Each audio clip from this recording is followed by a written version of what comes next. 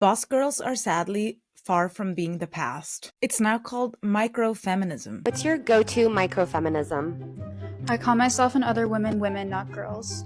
Refusing to yield to men when they're walking down the street. When a man's getting aggressive, I hit him with the, I can see you're acting a little emotionally. Let's think a little more logically, like me. I like to ask my male colleagues to take notes during our meetings. The idea is that through a collection of small, defiant acts, women can assert dominance in their everyday life at work. Wearing platforms or heels every day despite being 5'9", it means most men have to look up to me. If you think wearing platforms so that they have to look up to you is rebellious, you have to learn something really important. Nobody's thinking about you as much as you are thinking about you. Continuing to speak, even if a man speaks over me, I'll finish my sentence, even if it means we have to speak at the same time for 30 seconds. Do you think you're emulating alpha males? No.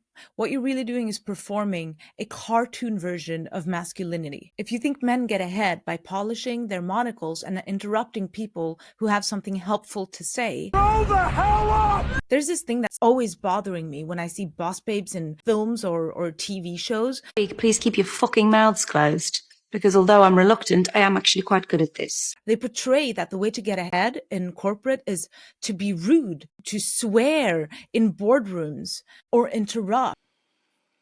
Are you done?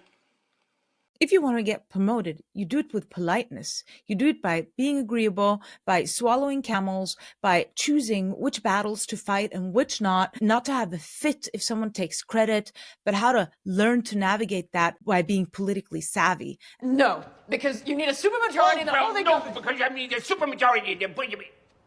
And there's a basic misunderstanding of men. Man-interrupting. It's about men. If you listen to men having conversations with each other, they interrupt each other all the time. It's not about being a woman, not being overly friendly during communication and not apologizing unless it's actually needed. You don't need an exclamation mark or a smile emoji in every message. If you're putting happy emojis in every sentence, no wonder they're not respecting you. Just look at the way she dresses. It's very unprofessional. Bare belly, bare back, edgy jewelry. If a man comes into work with face tattoos and piercings everywhere and wearing t-shirts with slogans on them, he's not going to get a lot of respect either. If not praising men for doing the bare minimum or being overly grateful when they're simply doing their jobs. If you're a boss or you even have team members, you have to encourage the behavior you want to see, even if it's minimal. Insufferable. Professional life all depends on how many camels you can swallow, how many times you can smile through the pain, choose your moments and your battles. If you want a manic pixie girl job where you can do whatever you like and dress like this, it's got to be at your dad's company, using typically girly colors to highlight work and its backgrounds on slideshow. Girly colors and slide decks? Where is she working? I've worked in pretty much only female-dominated environment, and nobody uses pink. Most importantly, not taking any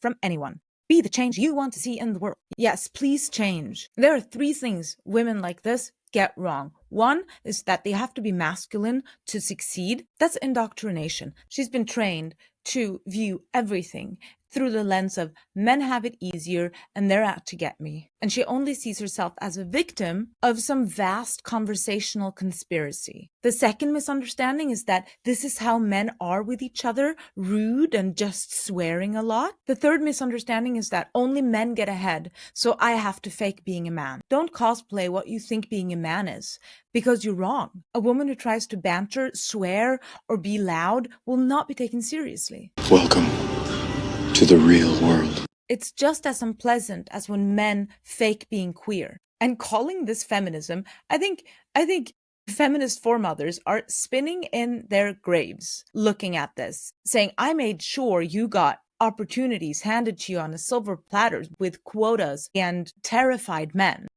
I think women are way too obsessed with climbing corporate hierarchies, and I think it makes them miserable. How to cope with burnout as a female leader in corporate. But if that's really what you want to do and you want to get promoted, then stop alienating everyone around you by cosplaying. Grow up and stop demanding that the world adapt to your fantasy of feminist vengeance.